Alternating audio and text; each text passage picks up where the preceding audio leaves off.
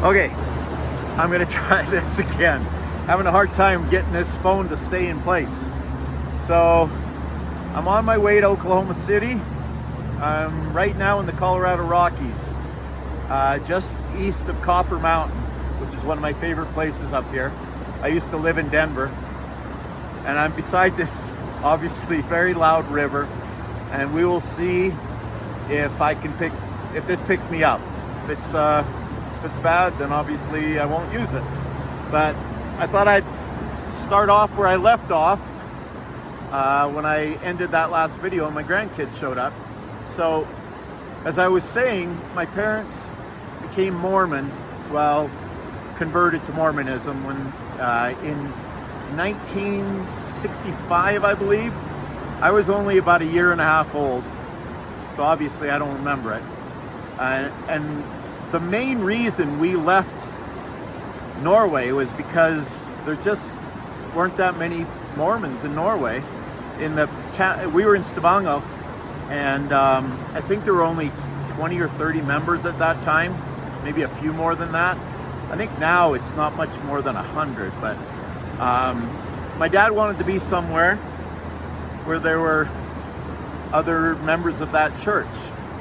And so the plan was to move to Australia. Why Australia? I have no idea. Throw another shrimp on the bobby. We almost ended up Australian, and then I'd be talking to you with an Australian accent, which I don't do real well, but it's a cool accent. I would have dug it. But it's kind of a funny aside story, another one of my asides. Although this is relevant to the story. There was a guy from this little tiny town in Canada, Taber, Alberta, Canada.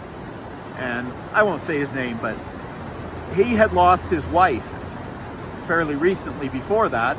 And he was kind of on a worldwide trip, drowning in sorrows, I don't know, fixing himself, whatever it was. But he was LDS, Mormon, and he ended up in Stavanger.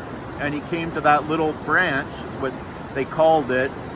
If it's a little bit bigger, they call it a ward. And a bunch of wards together are a stake. He came to that little branch in Stavanger, Norway, and ended up meeting my dad and told him, "Oh, don't move to Australia, move to Canada. All kinds of opportunity." And so we literally moved, not knowing a single soul, to Taber, Alberta, Canada, which I'm glad he did. I had a freaking blast growing up in Taber, made all kinds of lifelong friends that are obviously, lifelong implies they're still my friends, and they are. I met my best friend right after we moved to Canada. I probably hadn't turned 5 yet, and we're still friends to this day, 53 years later. I don't see him as much anymore because he still lives in Canada. But most summers I get up there and we visit all the time. So yeah, we moved to Canada because of the LDS church.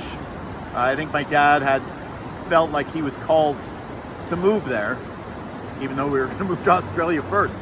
But and he may have a slightly different story. It's his story. I'm just kind of trying to retell it from what I've heard from him over all the years. And long story short, I grew up in the Mormon church. I've got nothing but respect for the Mormon church, the LDS church. I don't think they like being called Mormons anymore, but it'll always be Mormons for me. And I don't say that with any disrespect. Sorry, there are lots of little bugs around this river. But I grew up there. I made all kinds of friends. I learned fantastic values. I know a lot of people look at the LDS church as kind of a cult.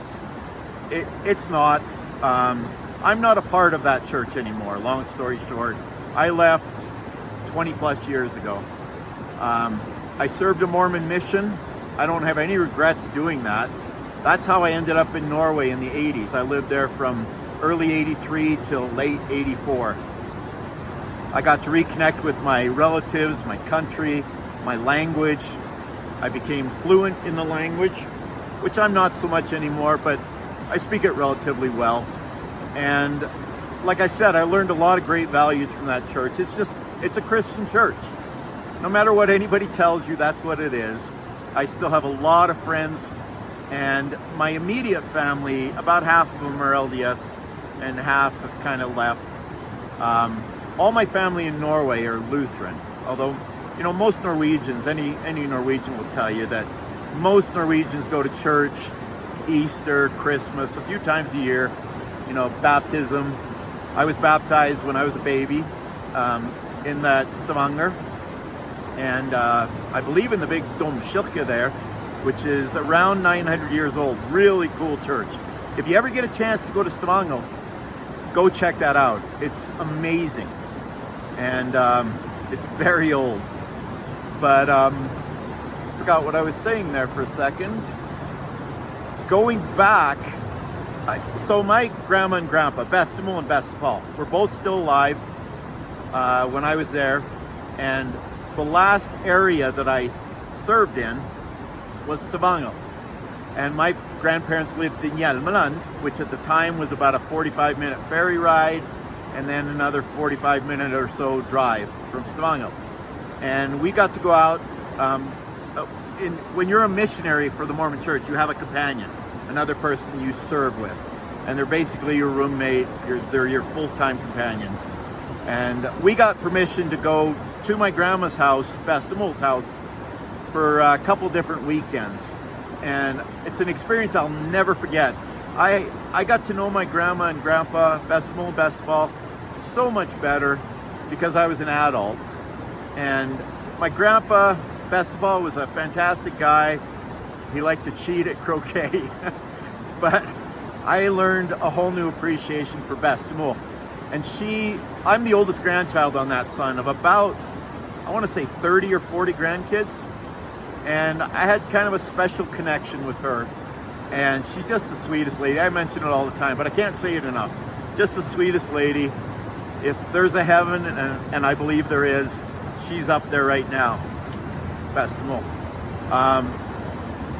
And the chance to reconnect with all of that, I will forever be grateful to the Mormon Church for that, because I really didn't want to go on a mission. I went because I wanted to please my parents. I wanted my parents to be proud of me.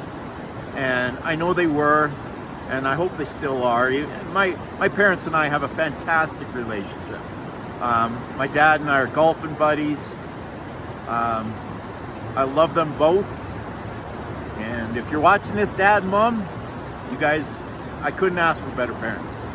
And so it boils down to where you're raised, how you're raised is who you are. It really is. And I sure hope this video turns out and this river doesn't drown me out too bad. And you guys get to listen to this. Shout out to all of you who are watching and subscribing. If you get a chance, please subscribe.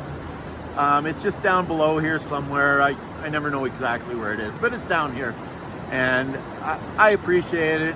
I am trying to build a community here, trying to tell some fun stories, trying to make it entertaining. I hope I'm doing that. And some of your comments I'm taking to heart.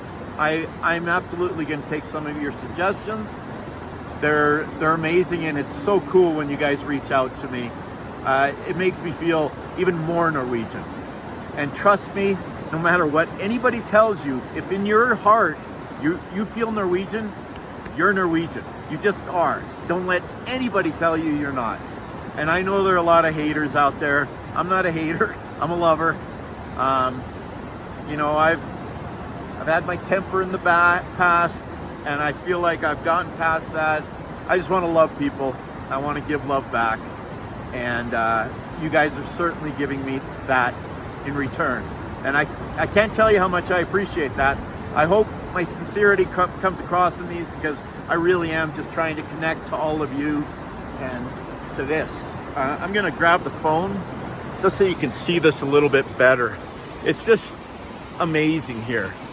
Beautiful. Can I turn the phone around? I'm going to go like this so you can see downriver here. Just stunning. Stunning. God made a beautiful world. Ha det bra. Det är så käckt att snacka med er. Till nästa gång. Ha det.